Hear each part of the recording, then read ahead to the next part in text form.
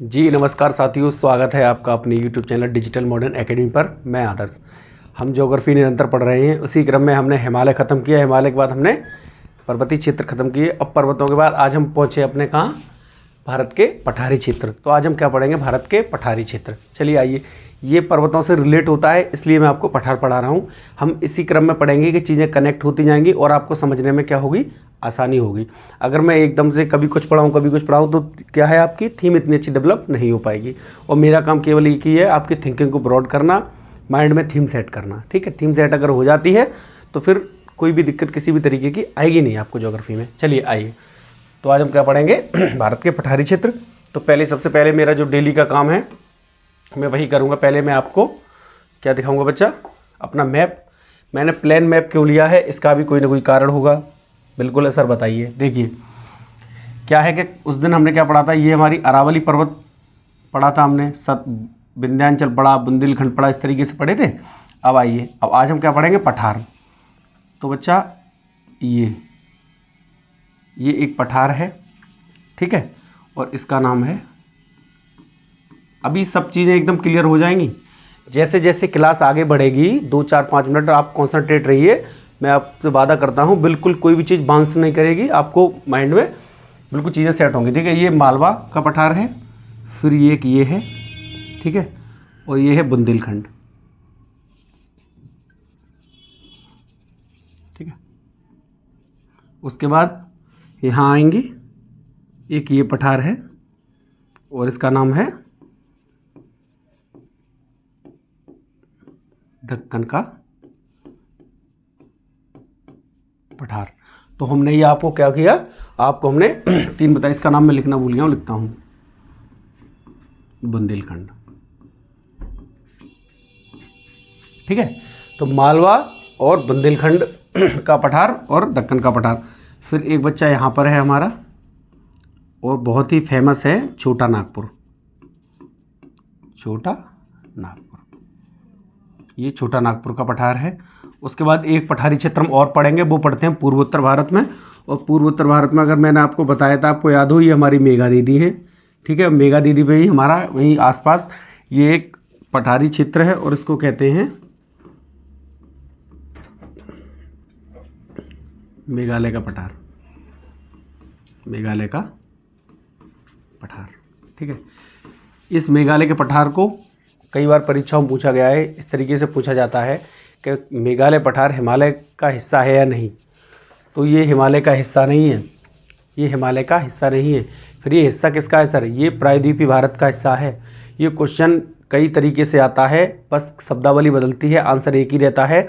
आपको ये चीज़ ऐड करनी है अपने माइंड में। क्या करना है कि जब भी मेघालय पठार पूछा जाए तो गलती से भी आप इसे हिमालय में क्लिक नहीं करेंगे। कुछ बच्चे क्या करते हैं, चलिए मैं बताता हूँ आपको। अधिकांश कुछ क्या करते हैं, वो इस तरीके से, हिमालय है ना हमारा, तो वो सोचते हैं कि ये जो पठार है हमारा ये हिमालय में आता होगा, लेकिन ऐसा बिल्कुल भी नहीं है। ये हमारा प्रायद्वीपी, ठीक है, ये क्या है बच्चा, ये प्रायद्वीपी पठार का उदाहरण है। कौन सा, मेघालय का पठार, मेघालय का पठार। तो मैंने आपको क्या किया, आपकी हल्की सी थिंकिंग डेवलप की। मालवा, बुंदेलखंड, छोटा नागपुर और दक्कन का पठार, और मैं मेघालय का पठार। अब चलिए आइए, अब चलते हैं। तो मुझे लगता है कि अब मैंने इतना बताया है तो आपको थोड़ी सी थीम डेवलप होगी माइंड में, क्योंकि जब ज्योग्राफी काम ही पूरा किसका है, थीम का है। अगर आपने थिंकिंग अपनी ब्रॉड कर ली और माइंड में थीम बनना शुरू हो गई तो समझ लीजिए फिर कोई दिक्कत आएगी नहीं मेरे हिसाब से। आइए तो सबसे पहले हम अध्ययन करेंगे, मैंने आपको बताया था मालवा का पठार।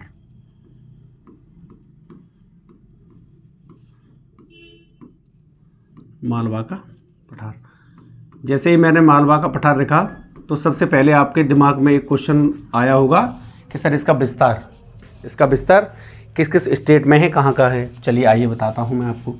लिखेंगे विस्तार,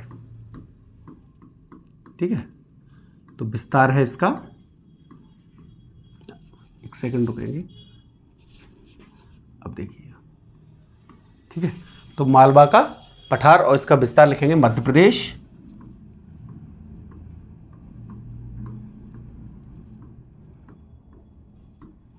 मध्य प्रदेश, प्लस राजस्थान। तो इसका विस्तार बच्चा कहाँ कहाँ है? मध्य प्रदेश और राजस्थान में। चलिए अब मैं आपको एक चीज़ बताता हूँ। किसी भी पठार का निर्माण किससे होता है? चट्टानों से जो निर्मित संरचना होती है। तो चट्टानों से निर्माण होता है पठार का। तो इसके बारे में एक लाइन बोली जाती है, एक लाइन कहते हैं हम क्या कहते हैं? पठार चट्टानों से निर्मित संरचना होती है। आइए लिख लेते हैं। मालवा का पठार नीचे लिखते हैं।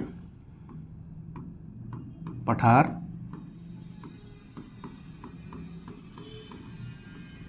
चट्टानों से निर्मित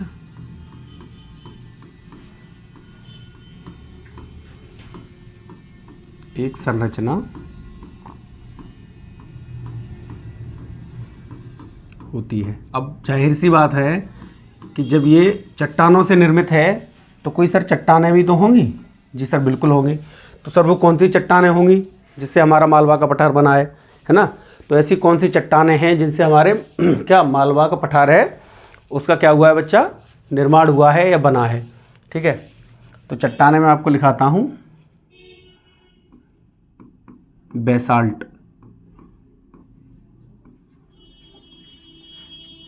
बेसाल्ट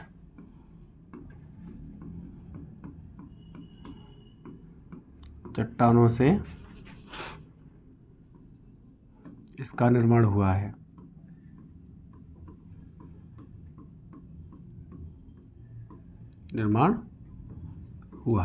ठीक है, अब आइए मेरे साथ। बेसाल्ट चट्टानों से इसका निर्माण हुआ है। तो बच्चा क्या होता है, जो बेसाल्ट चट्टानें होती हैं ना, जब ये टूटती हैं फूटती हैं, चट्टानों का क्या सीन है? चट्टानें टूटेंगी, फूटेंगी, पिसेंगी, उनका मलबा बनेगा, कूड़ा कचरा बनेगा। जाहिर सी बात है, कूड़ा कचरा तो नहीं बनेगा लेकिन मलबा ज़रूर बनता है। तो क्या होता है कि ये जो चट्टानें हैं ना, बेसाल्ट चट्टानें, जब ये टूटती फूटती हैं तो बच्चा क्या करती हैं? काली मृदा का निर्माण,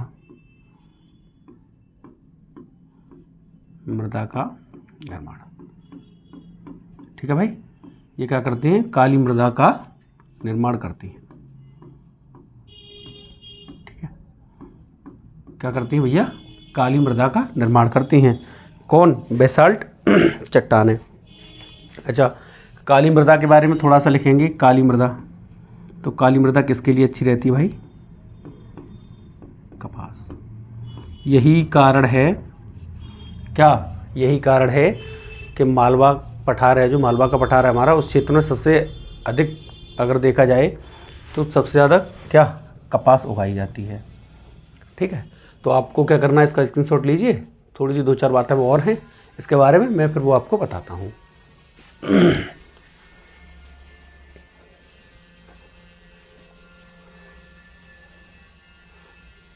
चलिए अब थोड़ा सा मैं आपकी थिंकिंग को और ब्रॉड करना चाहूँगा।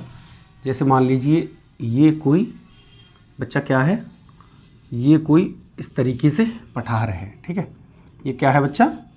ये मान लीजिए हमने क्या बनाया है, मैं केवल महज एक आपकी क्या कर रहा हूँ, थिंकिंग डेवलप कर रहा हूँ। ठीक है, तो आप थोड़ा सा कॉन्सेंट्रेट रहें तो बहुत अच्छा रहेगा। ये क्या है बच्चा? पठार है। अब क्या सीन है इसका कि जैसे मान लीजिए कोई नदी है, कोई ना कोई तो ऐसी नदी होगी जो मालवा पठार के आसपास बहती होगी। अच्छा बच्चा, नदियाँ में क्यों इसके साथ कनेक्ट कर रहा हूँ? क्योंकि पेपर में एक बार क्या कई बार ऐसा क्वेश्चन आया है, बताइए मालवा के पठार को कौन सी नदी काटती है? या ऐसा आता है मालवा के पठार क्षेत्र में किस नदी का बीहड़ है? या इस तरीके से आएगा कि मालवा पठार को कौन सी नदी क्या करती है? अपर्दित करती है। अपर्दित करना, कटाव करना दोनों एक ही बातें हैं, और क्षरण करना भी एक ही शब्द होता है। बस क्या है वो बस उसके एक दूसरे का पर्यायवाची सिनोनिम्स हैं। ठीक है, तो एक नदी है, मान लीजिए ये मैं एक नदी बनाता हूँ। ये बंदरपूछ पर्वत है। ठीक है, यहाँ से एक नदी निकलती है और इस तरीके से बहती है। इस तरीके से आई, कभी इस तरीके से, कभी इस तरीके से। और बच्चा ये नदी कौन सी है? ये है यमुना। ठीक है, ये यमुना नदी है। ये कौन सी नदी है भाई? ये है हमारी, सॉरी माफ़ करेंगे, चंबल नदी। माफ़ करेंगे, चंबल नदी है हमारी। ये है बच्चा चंबल नदी। ठीक है, तो चंबल नदी है। तो इसी वजह से आप देखेंगे कि मालवा के पठार क्षेत्र में क्या देखा जाता है, बहुत ज़्यादा मात्रा में बीहड़ देखा जाता है।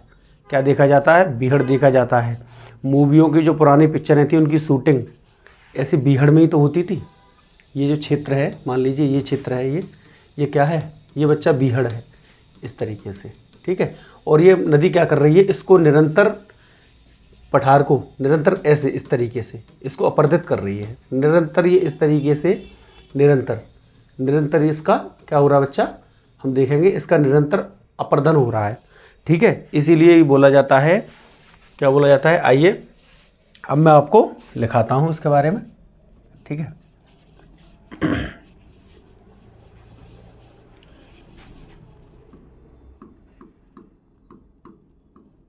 भारत का सबसे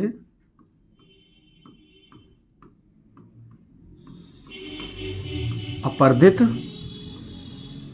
क्षेत्र, ठीक है। भारत का सबसे अपर्दित क्षेत्र है ये, क्योंकि यहाँ पे चंबल क्या कर रही है? रेगुलर क्या कर रही है बच्चा? रेगुलर कटाव कर रही है, ठीक है। अब आइए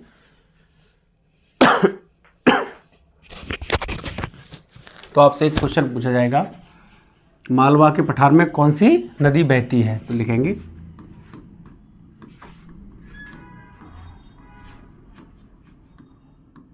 मालवा के पठार में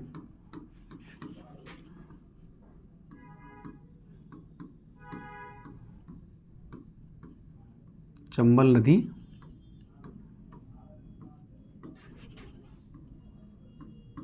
बहती है, जो निरंतर क्या कर रही है? यहाँ मैं लिख देता हूँ,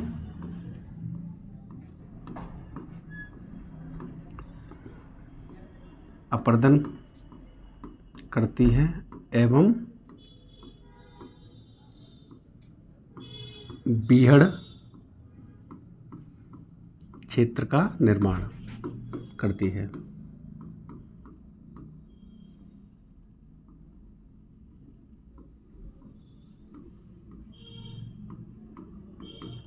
ठीक है भाई, तो आपको ये अपनी नॉलेज में क्या करना है बच्चा? ऐड कर लेना है।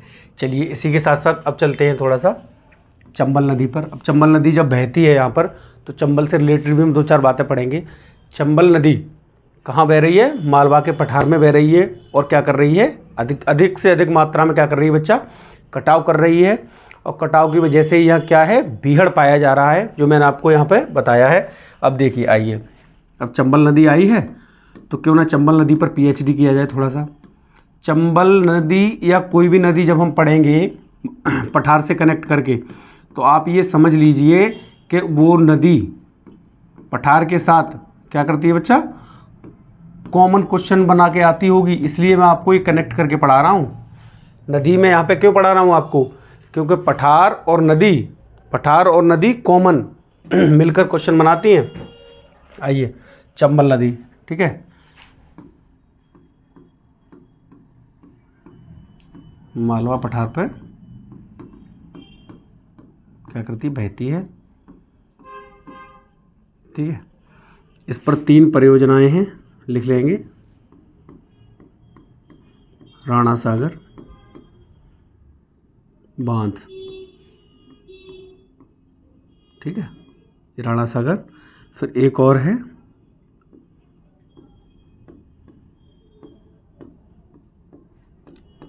जवाहर सागर बांध, ठीक है। और एक और है गांधी सागर। कौन सा बच्चा? गांधी सागर, ठीक है। अब चलिए, मुझे आप एक बात बताइए, मैंने आपको ये बताया था क्या बताया था मैंने आपको बताया था कि इसमें 3 परियोजनाएं हैं, राणा सागर, जवाहर सागर और गांधी सागर। अच्छा, मालवा का क्षेत्र मैंने बताया था कौन सा है अपना? मध्य प्रदेश है और राजस्थान है। अब मैं आपसे एक छोटा सा क्वेश्चन करता हूँ, मुझे बताइए, राणा सागर और जवाहर सागर और गांधी सागर, इनमें से कौन से बांध मध्य प्रदेश में हैं और कौन से बांध राजस्थान में हैं? आप बिल्कुल परेशान नहीं होंगे। तो बच्चा, ये जो 2 बांध है ना, ये हमारे राजस्थान में है, ठीक है। ये मैं इसलिए बता रहा हूँ, परीक्षा में पूछे गए हैं, ठीक है। और ये हमारा कहाँ है? ये बच्चा हमारा एमपी में, ठीक है, तो आपको ये क्या करना है, इस तरीके से ही पढ़ना है, कम से कम लिखना है, ज़्यादा से ज़्यादा समझना है। अब आप इसका स्क्रीनशॉट लीजिए, फिर हम कहाँ चलते हैं, बुंदेलखंड पे चलते हैं।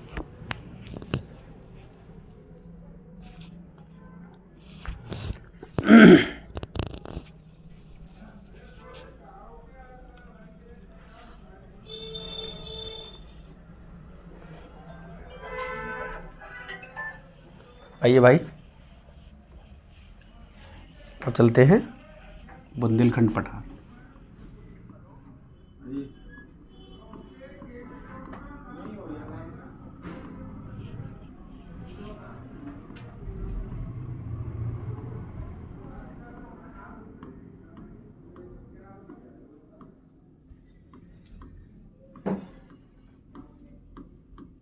जैसा कि इसका नाम है, नाम से ही पता चल रहा है बुंदेलखंड पठार, तो इसका विस्तार आप जानते ही हैं कि उत्तर प्रदेश में कुछ ऐसे डिस्ट्रिक्ट हैं, हमारे उत्तर प्रदेश के कुछ डिस्ट्रिक्ट हैं जिनको हम क्या बोलते हैं, बुंदेलखंड रेजिडेंस।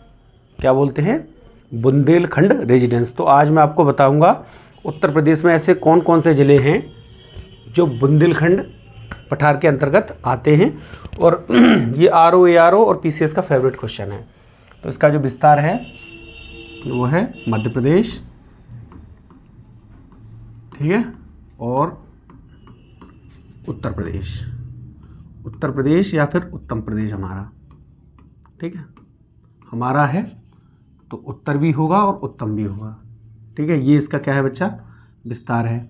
अभी मैंने आपको बताया था कोई भी पठार होता है तो उसका निर्माण किसी न किसी चट्टान से होता है, ठीक है। हमने मालवा का पठार देखा था तो किससे उसका जो निर्माण हुआ था, बेसाल्ट चट्टानों से हुआ था। किससे हुआ था बच्चा, बेसाल्ट चट्टानों से हुआ था। अब इसका किससे होगा, तो आइए,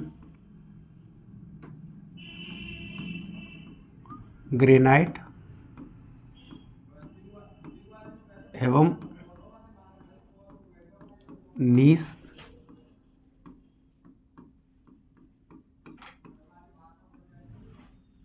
चट्टानों से इसका क्या हुआ है, निर्माण, ठीक है। तो किससे हुआ है बुंदेलखंड का निर्माण, नीस एवं ग्रेनाइट की चट्टानों से हुआ है। अच्छा, अब मैं आपको एक और चीज़ लिखाता हूँ। हमारा उत्तर प्रदेश मैंने आपको बताया था, यहाँ लिखा, मैं इसको पहले पूरा कर देता हूँ, फिर मैं विस्तार उत्तर प्रदेश मध्य प्रदेश जो मैं बता रहा हूँ। तो हम बेसिकली क्या कर रहे हैं, यूपी के पेपर को फोकस कर रहे हैं। विस्तार मैंने उत्तर प्रदेश मध्य प्रदेश बता दिया, लेकिन हम क्या कर रहे हैं, यूपी के पेपर को फोकस कर रहे हैं। तो हम वो देखेंगे कि बुंदेलखंड रेजिडेंस के अंतर्गत जो उत्तर प्रदेश में जो ज़िले आते हैं उनको पढ़ेंगे हम। चलिए अब थोड़ा सा पढ़ लेते हैं। अब ग्रेनाइट में क्या होता है बाबू, लाल मृदा। ग्रेनाइट से क्या होता है, लाल मृदा का निर्माण होता है। किसका, जैसे बेसाल्ट से काली का हो रहा था, वैसे ही ये किसका होता है, लाल मृदा का। और लाल मृदा में दो फसलें उगाई जाती हैं। आइए, दो फसलों का थोड़ा सा चर्चा करते हैं। आइए, एक तो होती है हमारी तिलहन फसल,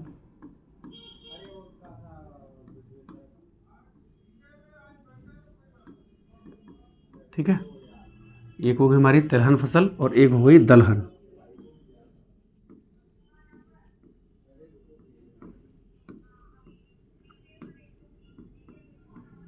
ठीक है, एक हमारी हो गई तिलहन फसल और एक हो गई हमारी क्या एक सेकंड रुकेंगे, दलहन फसल।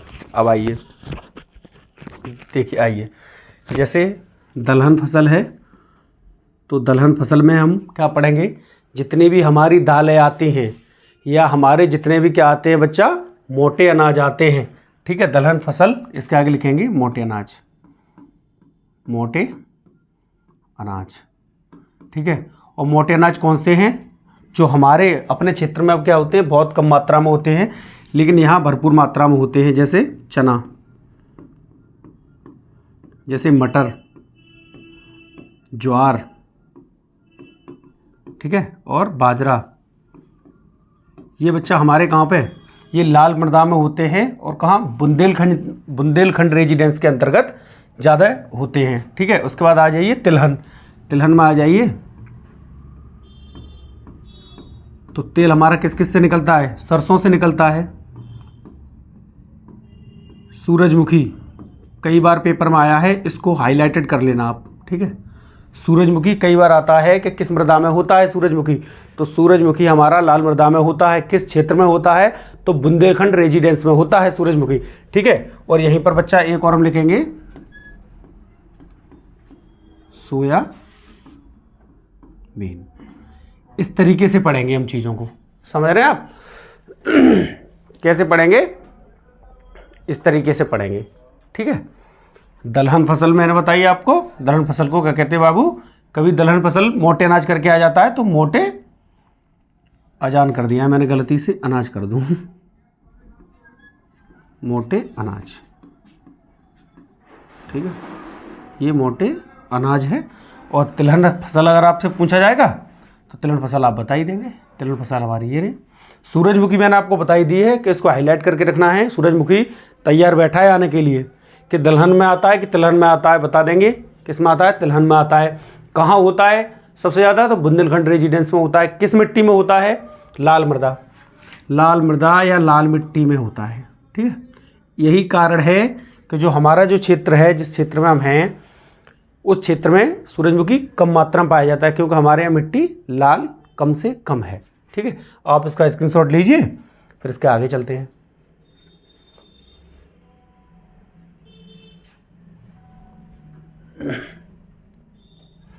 मैं क्या करता हूँ, मैं आपको इसी स्लाइड पर ही बता देता हूँ। ठीक है, तो बुंदेलखंड में मैंने बताया था आपको, मैं नदियाँ कनेक्ट करूँगा क्योंकि इन नदियों का और पठारों का कॉमन क्वेश्चन आता है।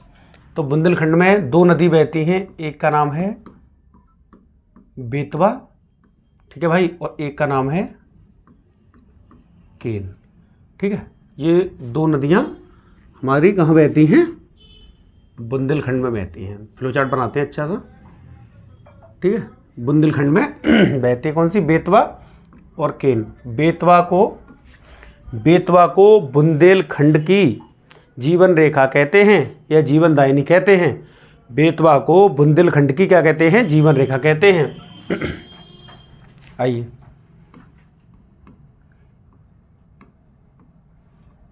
बेतवा को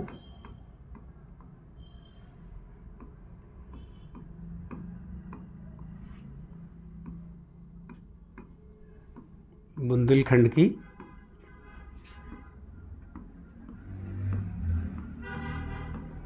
जीवन रेखा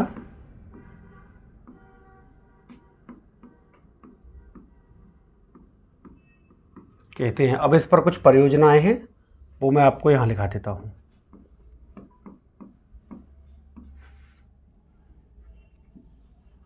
परियोजना बोल दो या बांध बोल लो, एक ही बात है।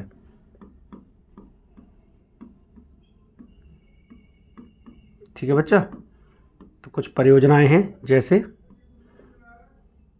रानी लक्ष्मीबाई बांध, रानी लक्ष्मीबाई बांध, माता टीला बांध, और एक और है हमारा कौन सा? अर्जुन बांध। ये तीनों आते हैं। और एक और आता है मोस्ट इम्पोर्टेंट, मैं उसको पहले लिखाऊंगा, परीक्षा बांध। परीक्षा नहीं है ये, परीक्षा बांध। ठीक है, परीक्षा बांध, माता टीला बांध, माता टीला बांध। ठीक है, परीक्षा बांध, माता टीला बांध। और एक आता है हमारा बच्चा कौन सा? अर्जुन बांध। परीक्षा बांध, माता टीला बांध, अर्जुन बांध। हाँ सॉरी, एक और मोस्ट इम्पोर्टेंट है रानी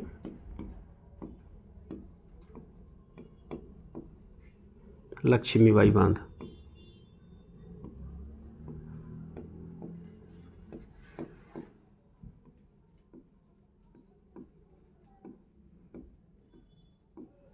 रानी लक्ष्मीबाई बांध। ठीक है बच्चा, और एक और मैं लिखता हूँ अर्जुन बांध। अर्जुन बांध परीक्षा में आया है, इसलिए इसको भी अपने माइंड में क्या रखेंगे भैया? सेट रखेंगे। ठीक है, क्या करेंगे? इसको अपने माइंड में सेट। और अर्जुन बांध ऐसे भी आया है कि अर्जुन बांध कहाँ है? तो बच्चा ये है हमीरपुर में। और हमीरपुर हमारा कहाँ है, तो हमीरपुर भैया उत्तर प्रदेश में आता है। ठीक है, आप इस फ्लो चार्ट का स्क्रीनशॉट लीजिए। उसके बाद उत्तर प्रदेश के जो बुंदेलखंड रेजिडेंस में हमारे डिस्ट्रिक्ट आते हैं, हम उन पर एक बार और नज़र डालेंगे, उनको पढ़ेंगे, क्योंकि उनके आने के चांसेस बहुत प्रबल रहते हैं और हर बार आते हैं। स्क्रीनशॉट लीजिए आप।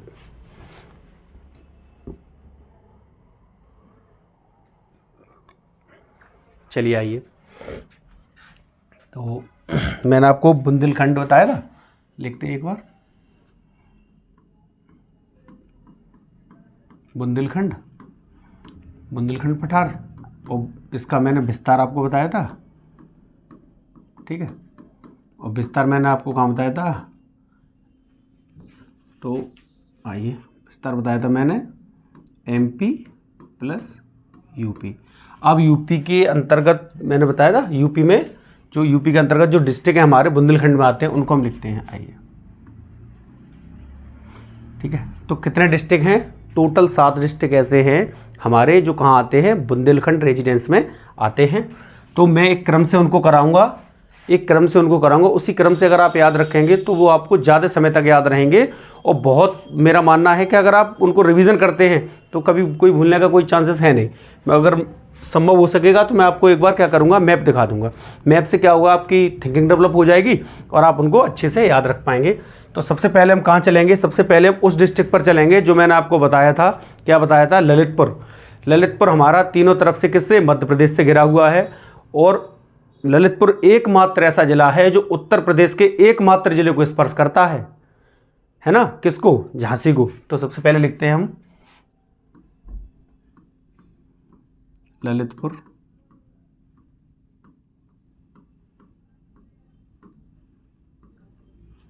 उसके बाद आ जाओ, तो जो इसको स्पर्श कर रहा है कौन सा, झांसी। ठीक है, झांसी से थोड़ा सा ऊपर पहुंच जाओ तो पहुंच जाओगे आप कहाँ, जालौन। ठीक है, तो ये जो डिस्ट्रिक्ट हैं मैंने कैसे कराए हैं, मैंने क्रम से कराए हैं। ठीक है, कैसे कराए हैं, क्रम से, ललितपुर, झांसी, जालौन। उसके बाद आ जाओ, अब थोड़ा सा नीचे आ जाओ, तो ये हो गया हमारा क्या, चित्रकूट। ठीक है, और चित्रकूट के बाद एक हो गया बांदा, और बांदा के बाद बच्चा हमारा हो गया हमीरपुर। ठीक है, अब कोई एक हमारा छूटा है, कौन सा, तो देखते हैं। हाँ, एक है बच्चा हमारा महोबा, माफ़ करेंगे, महोबा। कौन सा है, महोबा। एक ये है महोबा। और महोबा को क्या है, महोबा को पान के लिए GI टैग मिला है। एक जिला एक उत्पाद मत कर देना, मैं आपको पढ़ाऊंगा उत्तर प्रदेश विशेष जब मैंने शुरू किया है उसमें। ठीक है, तो मैं उसमें आपको एक जिला एक उत्पाद पढ़ाऊंगा अलग से। और मैं आपसे ये इस बात का प्रॉमिस करता हूँ कि एक जिला एक उत्पाद से अगर कोई भी क्वेश्चन बनेगा तो उस क्लास से आपकी बाहर नहीं जाएगा। मैं इतनी बड़ी बात आपसे कह रहा हूँ कि एक जिला एक उत्पाद जब मैं पढ़ाऊँगा तो उस क्लास से मैं क्वेश्चन बाहर नहीं जाने दूंगा। अगर आएगा उत्तर प्रदेश का तो वहीं से आएगा। ठीक है, तो ये हमारे टोटल कितने हैं भैया, टोटल हमारे 7 डिस्ट्रिक्ट ऐसे हैं। ठीक है, जो कहाँ आते हैं, जो बुंदेलखंड रेजिडेंस के अंतर्गत आते हैं। और मैंने आपको बताया था हम MP का भी देख लेते, लेकिन हम फोकस क्या कर रहे हैं, UP का पेपर कर रहे हैं, तो हम उन डिस्ट्रिक्टों को पढ़ेंगे जो हमारे उत्तर प्रदेश में हैं। आप इसका स्क्रीनशॉट लीजिए, इसके बाद आगे हम चलते हैं। फिर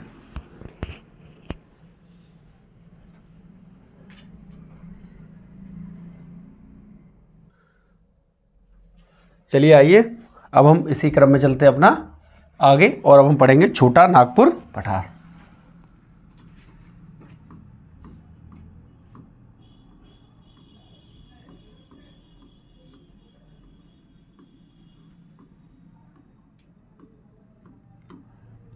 ठीक है भाई, छोटा नागपुर पठार। तो मैंने जैसे अन्य सभी पठारों में उनका विस्तार बताया है, तो इसका ही विस्तार बताता हूं मैं आपको। आइए,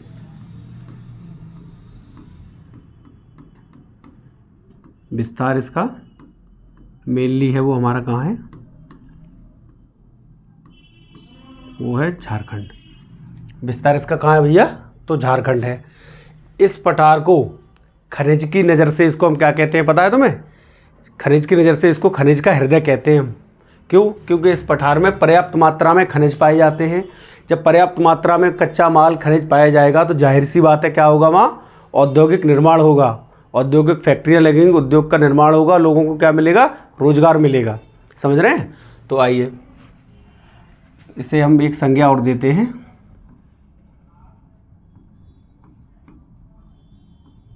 भारत का खनिज हृदय।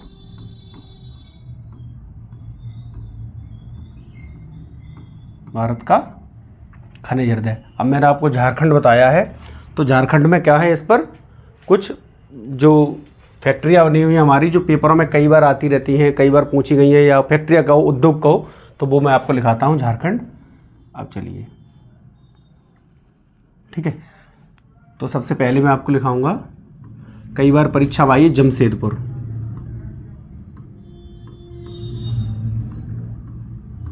जमशेदपुर कहाँ है? झारखंड में है। इसको क्या कहते हैं भैया? लौह नगरी। क्या कहते हैं इसको? लौह नगरी कहते हैं। जमशेदपुर कहाँ है? तो बता देंगे आप कहाँ पर है भैया? झारखंड में है। किस पठार पर है? तो क्या बताएंगे? छोटा नागपुर पठार पर है। ठीक है, अब इसके बाद अब आगे चलेंगे हम, तो हमारा क्या है? बोकारो। और बोकारो को कहते हैं हम स्टील नगरी।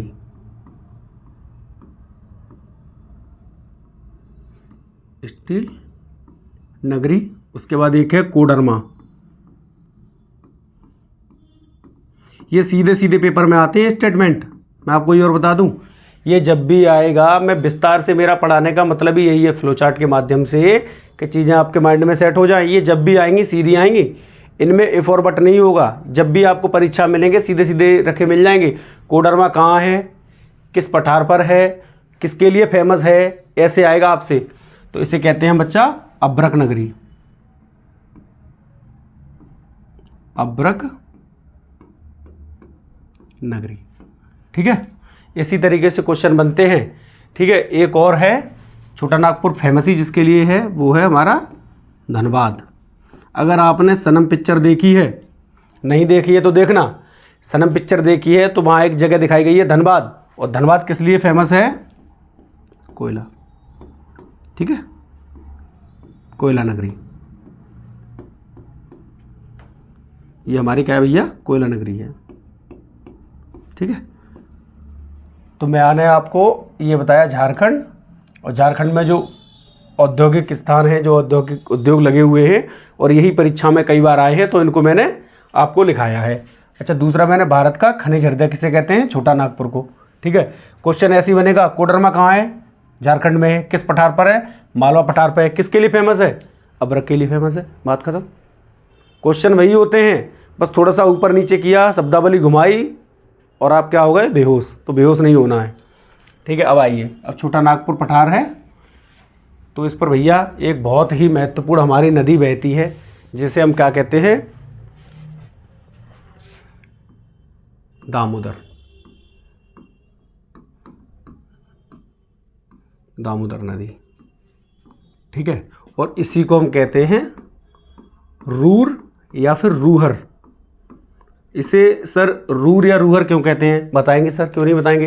देखिए, जर्मनी में एक नदी है, जर्मनी में एक नदी है और उसका नाम क्या है? रूर नदी है। और जर्मनी की उस नदी से विश्व में सर्वाधिक मात्रा में कोयला पाया जाता है। विश्व में सर्वाधिक मात्रा में कोयला जो है कहाँ से निकाला जाता है? तो वो निकाला जाता है जर्मनी के रूर या रूहर नदी से, और भारत में दामोदर से निकाला जाता है। इसलिए जर्मनी की जो मैंने नदी बताई है रूर या रूहर, उससे इसकी कंपैरिजन कर दी है हमने। क्या किया है? तो इसलिए इसको रूर या रूहर कहते हैं। अब आपका कन्फ्यूज़न दूर हो गया होगा, रूर या रूहर इसे क्यों कहते हैं। ठीक है, अब लिख लेंगे दामोदर। पर्याप्त मात्रा में कोयला।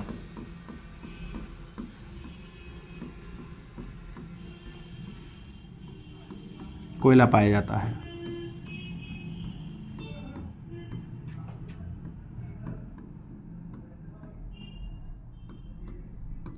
ठीक है, और इस नदी पर परियोजना है। अगर कोई मुझे वो परियोजना बता दे तो मज़ा आ जाए, क्योंकि वो परियोजना क्या होती है भैया?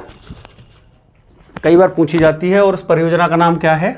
परियोजना मैं यहाँ लिखा देता हूँ, परियोजना, और परियोजना का नाम है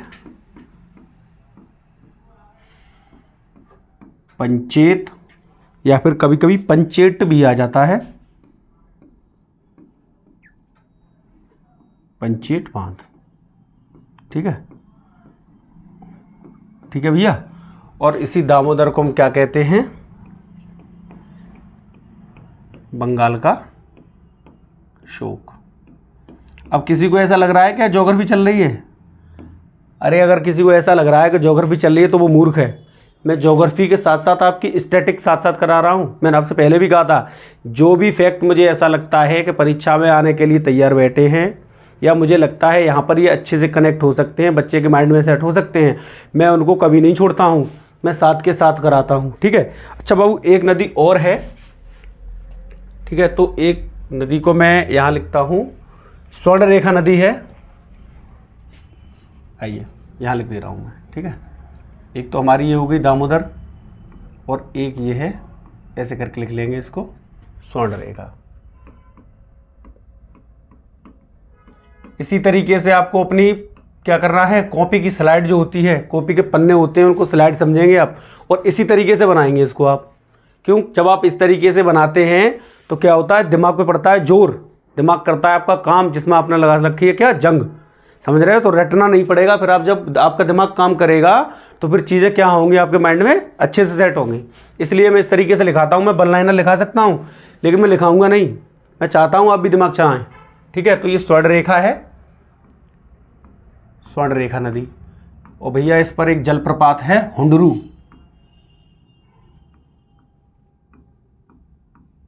हुंडरू जल प्रपात।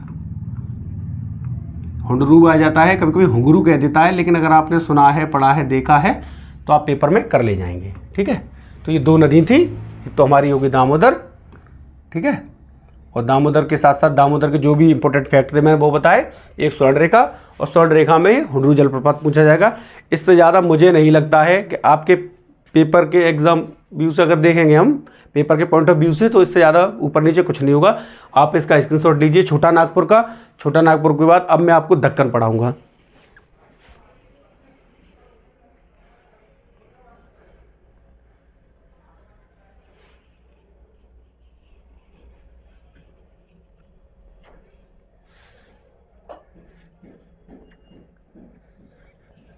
चलिए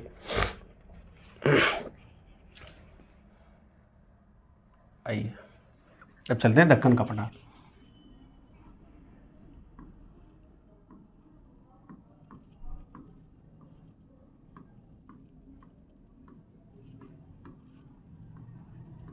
उसी तरीके से करेंगे। सर इसका विस्तार बता दीजिए। बिल्कुल बताएंगे सर। ठीक है, तो इसका विस्तार हमारा कहाँ है, गुजरात, मध्य प्रदेश, कर्नाटक और आंध्र प्रदेश। क्योंकि मैंने अभी आपको जब वो ओरल एक मैप दिखाया था तो मैंने बताया था आपको, Gujarat plus MH, Maharashtra plus KR, Karnataka plus AP, Andhra Pradesh. ये इसका क्या है भैया, ये इसका विस्तार है। जब वो सब किसी न किसी चट्टानों से निर्मित हुए हैं तो ये भी किसी न किसी चट्टानों से निर्मित हुआ होगा। तो ये जो हुआ है भाई, ये हुआ है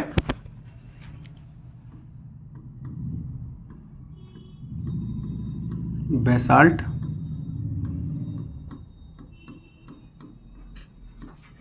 चट्टानों से निर्मित। ठीक है, ये बच्चा क्या है, बेसाल्ट चट्टानों से निर्मित है हमारा क्या, दक्कन का पठार। ठीक है, इस तरीके से ऐसे मैं कर दूंगा तो आप क्या करेंगे, आप अच्छे से इसको समझ पाएंगे। अच्छा, इसके बारे में एक और मैं आपको पॉइंट लिखाता हूँ।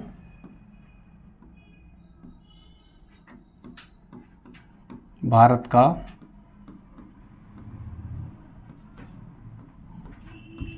सबसे बड़ा क्या है, पठारी क्षेत्र है ये। ठीक है, भारत का सबसे बड़ा क्या है भैया, पठारी क्षेत्र है। क्योंकि आप देख रहे हैं गुजरात, महाराष्ट्र, कर्नाटक और आंध्र प्रदेश, जाहिर सी बात है 1 2 3 4 जब 4 स्टेटों को क्या कर रहा है, ये टच कर रहा है, तो जाहिर सी बात है इसका क्षेत्रफल कैसा होगा, क्षेत्रफल बड़ा होगा। ठीक है, जब बेसाल्ट चट्टानें हैं तो ज़रा देख लो बेसाल्ट चट्टानों को भी, कलर चेंज कर देता हूँ मैं, चीज़ हाईलाइट हो जाएंगी। बेसाल्ट चट्टानों से कैसी भैया, काली मृदा। ठीक है, काली मृदा, जब काली मृदा होगी तो काली मृदा में मैंने आपको बताया था क्या, कपास और एक आपकी फेवरेट चीज़, समझ रहे हो क्या, कपास, तंबाकू और खट्टे फल। यही कारण है कि मध्य प्रदेश में सर्वाधिक खट्टे फल, महाराष्ट्र में सर्वाधिक खट्टे फल पाए जाते हैं। क्यों? क्योंकि बेसाल्ट चट्टानें हैं, बेसाल्ट चट्टानों से काली मृदा का निर्माण हुआ है, और काली मृदा में हमारे क्या, कपास, तंबाकू और खट्टे फल। तो ये तीनों चीज़ें सर्वाधिक मात्रा में कहाँ हैं भैया, महाराष्ट्र। ठीक है, इसको आप क्या करेंगे भैया, अपनी नॉलेज में ऐड करेंगे। ठीक है, तो आप इसका स्क्रीनशॉट लीजिए। 2-4 बातें और हैं इसके बारे में, वो मैं आपको फिर बताता हूँ।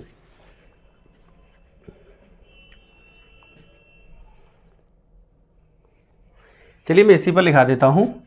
दक्कन के पठार में भैया इस पर 2-3 पहाड़ियाँ पूछी जाती हैं, वो मैं आपको करा देता हूँ। आइए मेरे साथ। एक पहाड़ी है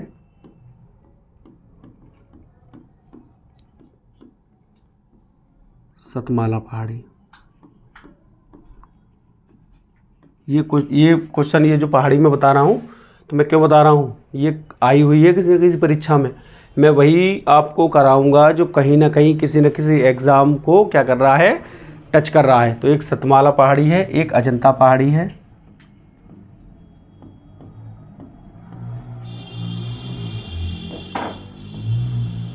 अजंता पहाड़ी है, ये 2 आप याद रखिए। चलिए एक और लिखा देता हूँ मैं, हरिश्चंद्र।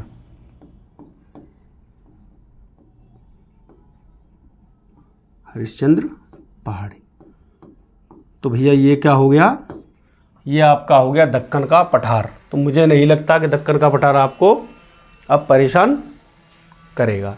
ठीक है, आप इसका स्क्रीनशॉट लेंगे। अब मैं आपको क्या रह गया, आपका मेघालय का पठार 2 मिनट का है, वो मैं आपको और बता दूं। ठीक है, देखिए आप,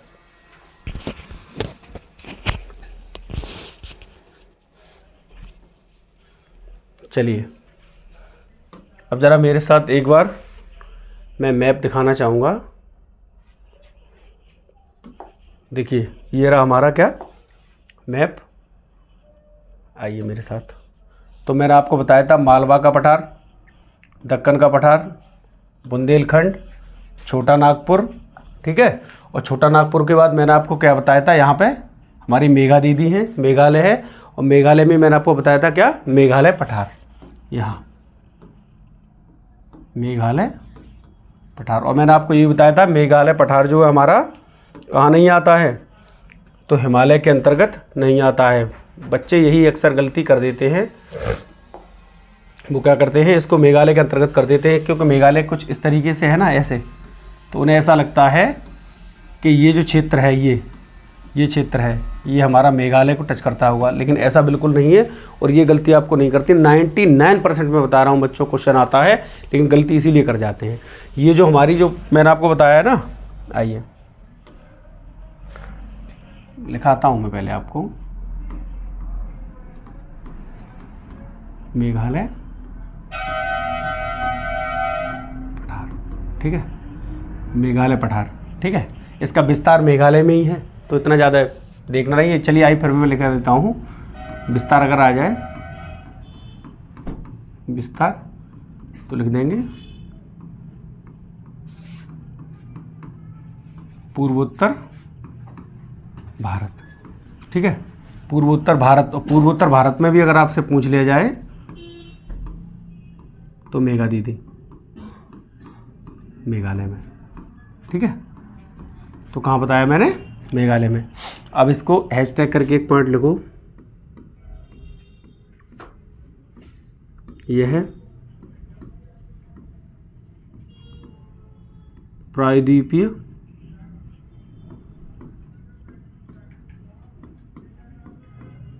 भारत का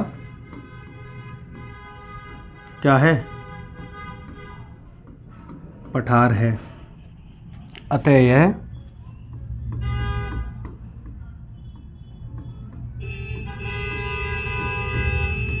हिमालय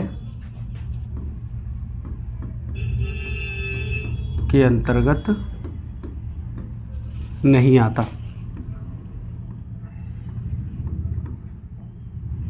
ठीक है, बस इतना ही आपको क्या करना है, लिखना है। अच्छा बाबू, ये 3 इस पे पहाड़ियाँ और आती हैं हिमालय में, इस पे आइए मैं लिखाता हूँ।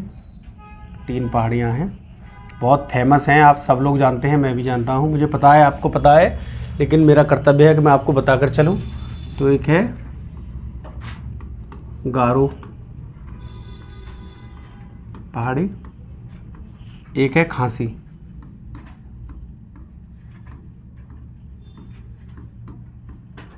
और एक है जयंतिया। गारो, खांसी, जयंतिया। ठीक है, तो ये आपका हो गया भैया क्या, मेघालय का पठार। आज हमने चारों पठारों 5 को बहुत अच्छे से अध्ययन किया। बच्चा अगली क्लास में मिलेंगे किसी धुआंधार सेशन के साथ। तब तक आप इन क्लासों को एंजॉय कीजिए, देखिए। मिलते हैं अगली क्लास में। नमस्कार।